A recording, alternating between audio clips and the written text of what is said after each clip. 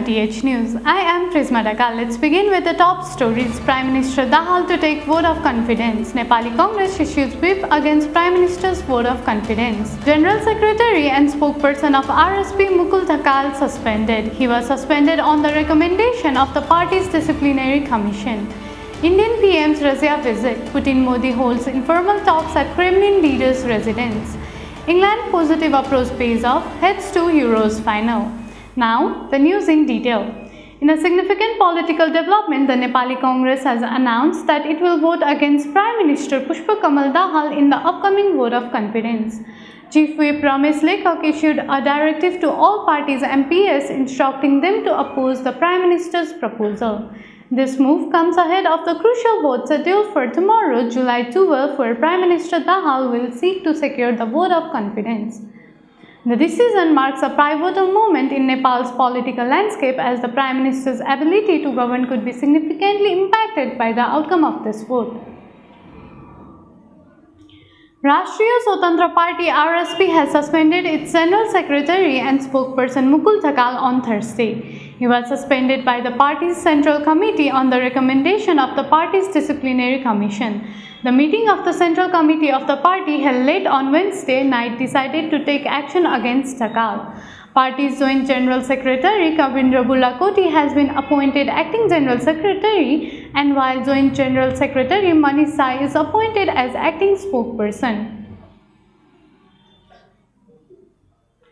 And with this, we take a short break. We'll be back. Do stay with us.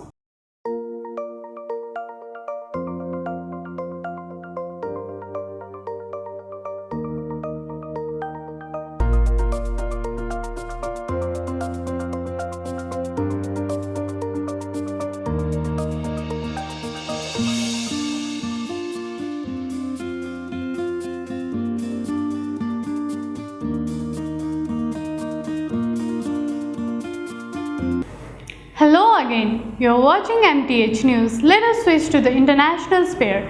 Now, in this international headline, Russian President Vladimir Putin welcomed Indian Prime Minister Narendra Modi late on Monday and toured him around his residence outside Moscow ahead of official talks in Kremlin on Tuesday.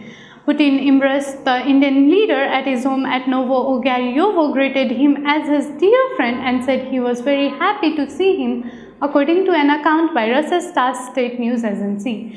The Russian president offered Modi, who was on his first visit to Russia in 5 years, tea, berries, sweets, and took him on a tour of the ground in a motorized cart.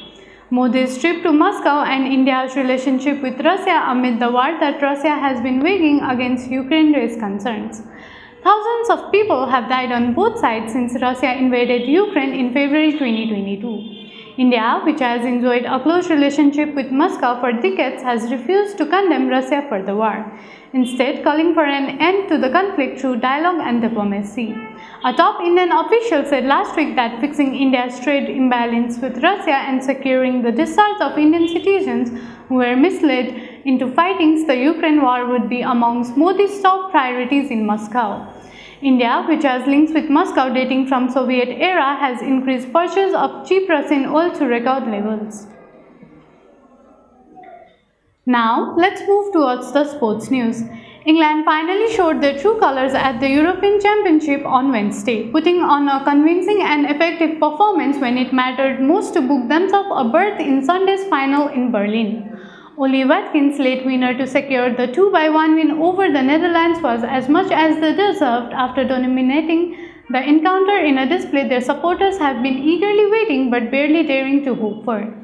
It was an emphatic answer after the criticism heaped on the side of some linguistic showings against underwhelming opposition earlier in the tournament, and sets up a mouth-watering final against a sleek-looking Spain. England had frustrated their followers looking patriotians at the time in group phase as well as their knockout round games. It was as if they were suffocating at times under a heavy burden of expectations of feeling. Coach Gareth Southgate said on Tuesday that they learned to leave behind as they went deeper into the tournament.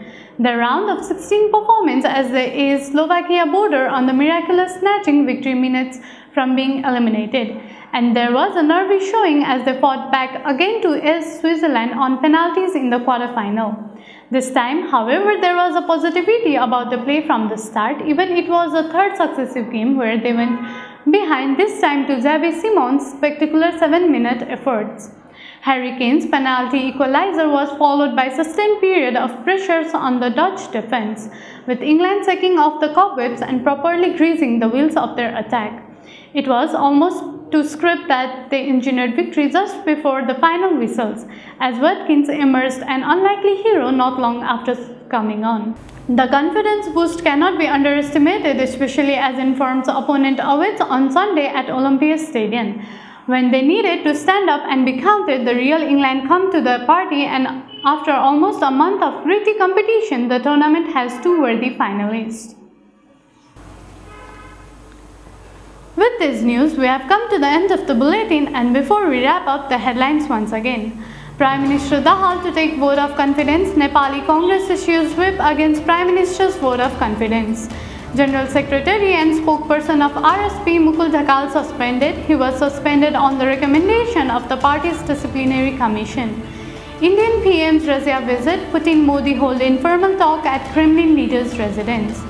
England's positive approach pays off, heads to Euros final.